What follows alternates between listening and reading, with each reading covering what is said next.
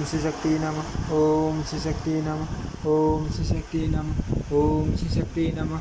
इंद्र के द्वारा भगवान का अभिषेक, श्री कृष्ण और गोपों की वार्षिक रासलीला और अरिष्टासुर का वध।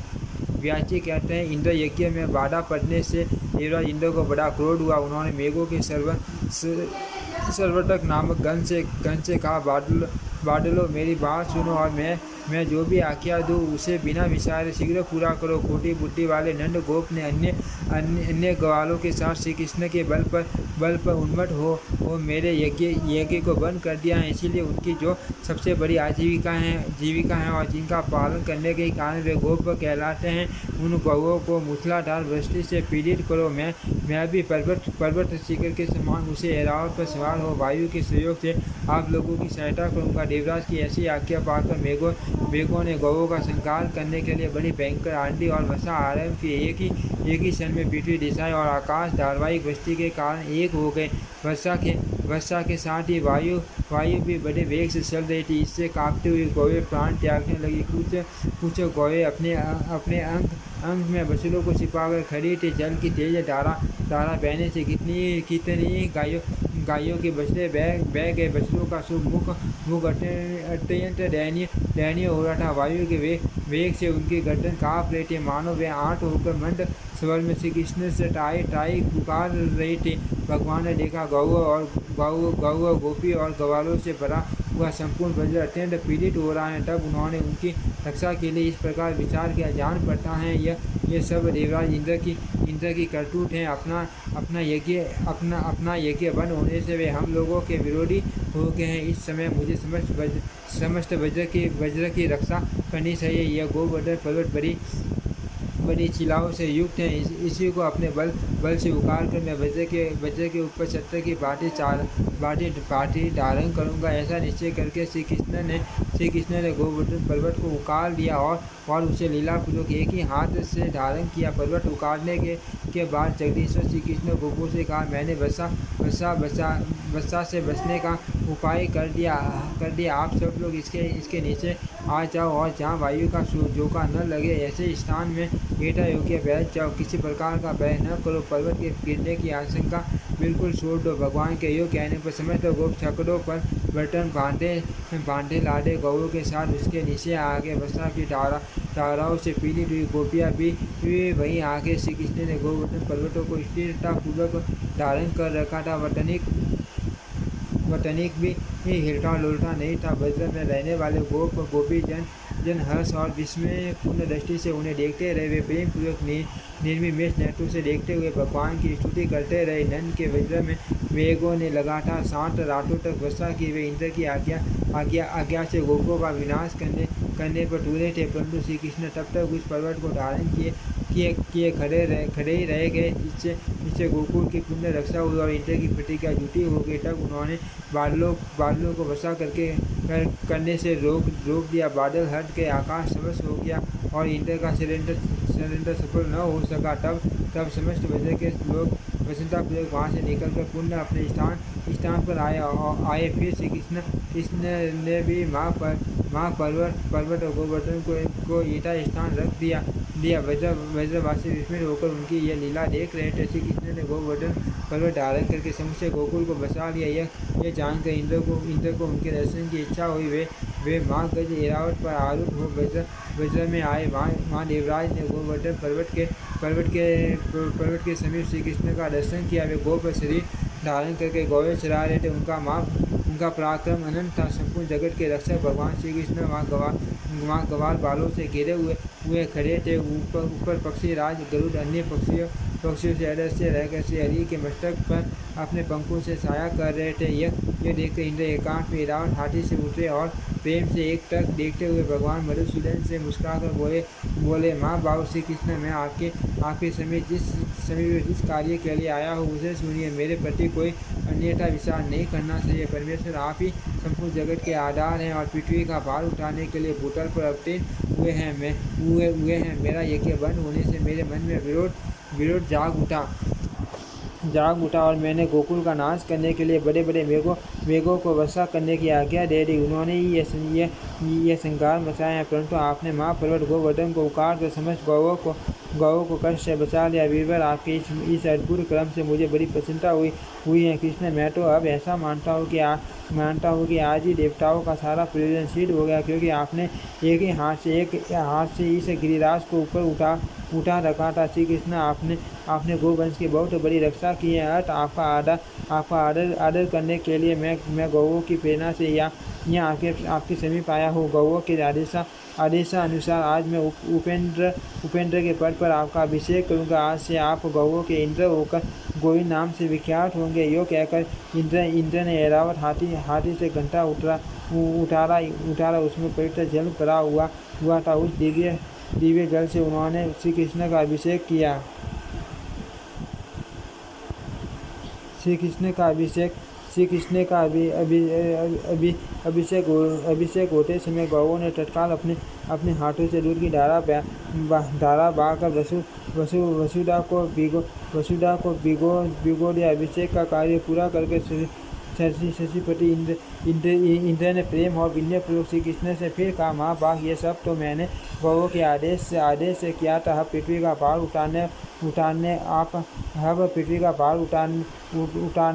उतरवाने की इच्छा से मैं जो कुछ बातें निवेदन करता हूँ उन्हें भी सुनिए। मेरे अंश से इस पृथ्वी पर एक श्रेष्ठ पुरुष उत्पन्न हुआ है, जिसका नाम अर्जुन है। आप उसकी सदा रक्षा करते रहे। मधुसूदन अर्जुन वीर पुरुष हैं। वह इस भूमि का भार उतारने में आपकी सहायता करेगा। जैसे अपनी रक्षा की जाती है, वैसे ही आपको अर्जुन की भी रक्षा करनी चाहिए। श्री भगवान बोले, देवराज, मैं जानता हूँ भरत वंश में आपके अंश से अर्जुन की उत्पत्ति हुई है। मैं जब तक इस भूतल पर रहूँगा अर्जुन की रक्षा करूँगा। मेरे रहते अर्जुन को युद्ध में कोई भी जीत न सकेगा। महाबाहु कंस अधिष्ठासूर केसी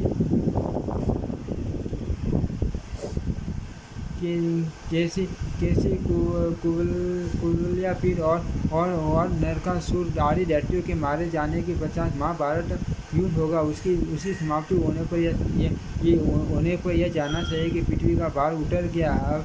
अब आप जाइए, पुत्र के लिए चिंता न कीजिए। मेरे आगे अर्जुन का कोई भी शत्रु सफल न हो सकेगा। केवल अर्जुन के लिए मैं युधिष्ठिर आदि 500 भाइयों को महाभारत के अंत में कुंती देवी के समीप सकुशल लौटाऊंगा। श्री कृष्ण के यो कहने पर देवराज इंद्र ने उन्हें छाती से लगाया और ऐरावत पर आरूढ़ हो पुण्य सबक को प्रस्थान किया। तदनंतर श्री कृष्ण गौओं और गवाल बालकों के साथ पुण्य वज्र में लौट आए। गोपियों की आँख उनके पद पर लगे हुए थे। उनकी दृष्टि से वह मार्ग पवित्र हो गया था। हाँ, इंद्र के चले जाने पर गोपों ने अनायासी अद्भुत कर्म करने वाले श्री कृष्ण से प्रेम पूर्वक कहा, महाभाग, आपने गोवर्धन पर्वत को उठाकर हमारे और गौरव की बहुत बड़े भय से रक्षा की है। ठाठ ये अनुपम बाल लीला समाज में निशा समझा जाने वाला गवाले का शरीर और आपका दिव्य कर्म, ये सब क्या है? आपने जल में प्रवेश करके कालिया नाग का दमन किया, पल्लव को मार गिराया, गोवर्धन पर्वत को हाथ पर उठा लिया। इससे हमारे मन में संदेह पैदा होता है।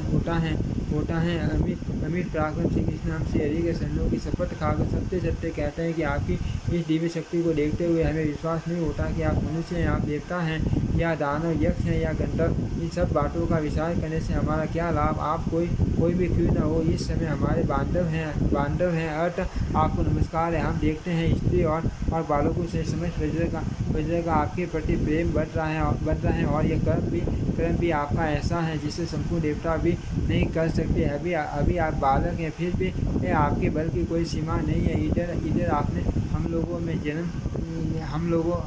लोगों में जन्म लिया है जो अच्छी श्रेणी में नहीं गिना जाता।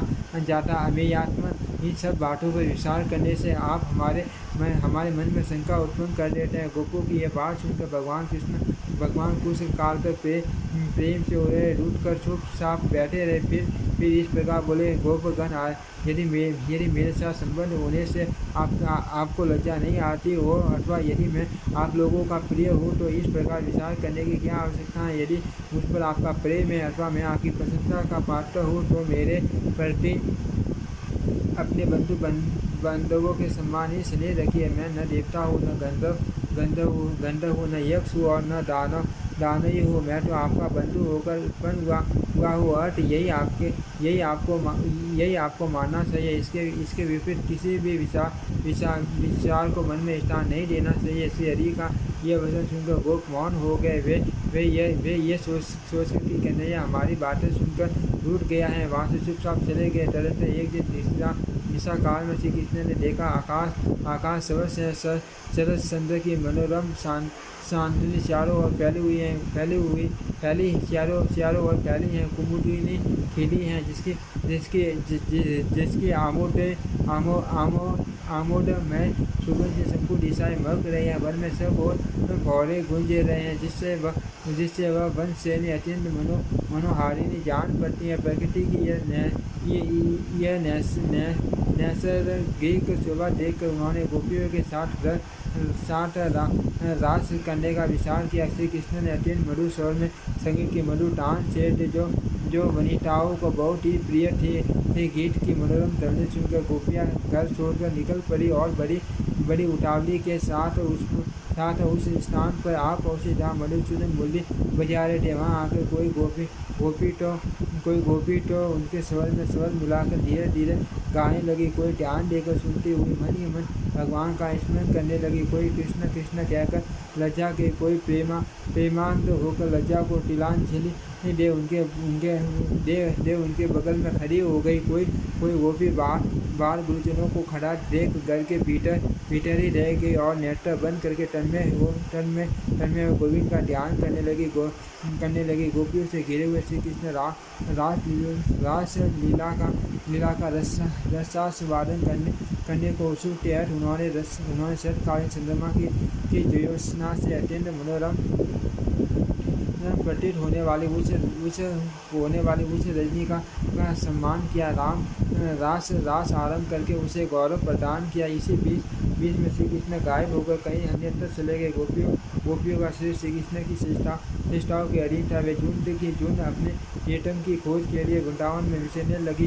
उनके मन में केवल श्री कृष्ण के दर्शन की लालसा थी। वे वृंदावन की भूमि पर रात्रि में श्री कृष्ण के शरण सीने देखकर उन्हें चारों ओर ढूंढ रहे थे। श्री कृष्ण की विभिन्न लीलाओं का अनुकरण करते हुए उन्हीं में व्यग्र हो सब गोपियाँ एक ही साथ वृंदावन में विचरने लगी। बहुत होने पर भी जब श्री कृष्ण नहीं मिले तब उनके दर्शन से निराश हो वे सब की सब लौटकर यमुना के तट पर आए और उनके मनोहर चरित्रों का गान करने लगी। इतने में ही श्री कृष्ण उन्हें आते दिखाई दिए। उनका कमल खिला था। त्रिभुवन के रक्षक और लीला से सब कुछ करने वाले श्री कृष्ण को आते देख कोई गोपी अतीन हर्ष से भर गए।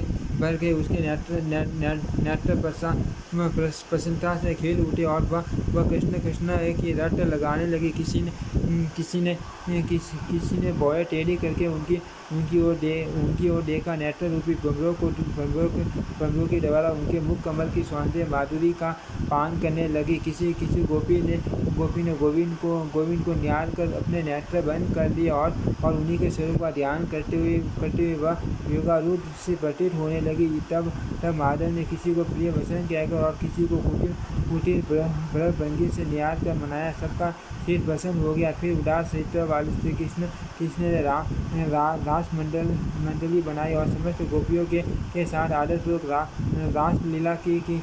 उस समय कोई भी गोपी श्री कृष्ण के पास से हटना नहीं चाहती थी। एक स्थान पर स्थित हो जाने के कारण रासोचित मंडल न बन सका। तब श्री कृष्ण ने एक गोपी का हाथ पकड़कर रास मंडल की रचना की। उस समय उनके हाथ का स्पर्श पाकर प्रत्येक गोपी की आंखें आनंद से मुड़ जाती थी। इसके बाद राम लीला आरंभ हुई। चंचल सूर्यों के इंकार के साथ कमल शरद ऋतु की शोभा के रमणीय गीत गाए जाने लगे। उस समय श्री कृष्ण शरद ऋतु के चंद्रमा उनकी चारु चंद्रिका का और मनोर वन का वर्णन करते हुए गीत गाते थे। किंतु गोपियाँ बारंबार केवल श्री कृष्ण के नाम का ही गान करते थे। श्री कृष्ण जितने ऊँचे स्वर से रास के गीत गाते उससे दुगुने स्वर में समस्त गोपियाँ धन्य कृष्ण का उच्चारण करती थी। भगवान सब जब आगे चलते तब गोपियाँ उनके पीछे चलती थी, और जब वे पीछे की ओर घूमकर लौट पड़ते तब वे उनके सामने मुँह किए पीछे हटते थे। इस प्रकार वे अनुलोप और प्रतिलोप गति से श्री हरि का साथ देते थी। मधुसूदन ने उस समय गोपियों के साथ ऐसा रास किया जिससे उन्हें उनके बिना एक क्षण भी करोड़ वर्षों के समान प्रतीत होने लगा। भगवान श्री कृष्ण सबके ईश्वर हैं। वे गोपियों में, उनके पतियों में तथा संपूर्ण भूतों में भी निवास करते हैं। वे आत्मा रूप से संपूर्ण विश्व को व्याप्त करके स्थित हैं। जैसे सब प्राणियों में पृथ्वी, जल, अग्नि, वायु, आकाश और आत्मा है, उसी प्रकार भगवान भी सबको व्याप्त करके स्थित है। एक दिन आधी रात के समय जब श्री कृष्ण रास लीला में संलग्न थे, अरिष्टासुर नामक उन्मत्त दानव ब्रजवासियों को साथ देता हुआ वहाँ शांत के रूप में आ पहुँचा। उसका शरीर जलपूर्ण मेघ के समान काला था। सिंह टीके थे, नेत्र सूर्य की भांति तेजस्वी दिखाई देते थे। वह अपने खुरों के अग्रभाग से पृथ्वी को विदीर्ण किए डालता था और दांत पीसता हुआ अपने दोनों ओठों को बार बार जीभ से छाटता था। उसके कंधों की गांठें अत्यंत कठोर थी और उसने क्रोध के मारे अपने मुँह से ऊपर उठा रखी थी। उसकी गर्दन लंबी और मुख विशाल था। वृक्षों से टक्कर लेने के कारण उसके ललाट में घाव के कई सीने थे। शान का रूप धारण करने वाला वह दैत्य गौओं के गर्भ गिरा देता और सबको बड़े वेग से मारता हुआ सदा वन में घुमा करता था। उसके नेत्र बड़े भयंकर थे। उसे देखकर समस्त गोप और गोपकन्याएं अत्यंत भय से व्याकुल हो उठी और कृष्ण पुकारने लगी। उनका आर्तनाद सुनकर श्री कृष्ण ताल ठोकते हुए सिंह के समान गर्जना की। वह शब्द सुनकर दुरात्मा वृषभासुर श्री कृष्ण की ओर ही दौड़ा। उसकी आंखें श्री कृष्ण की पेट की ओर लगी थी और सामने उन्हीं की सीट में उसने सिंहों का अग्रभाग कर रखा था। उस महाबली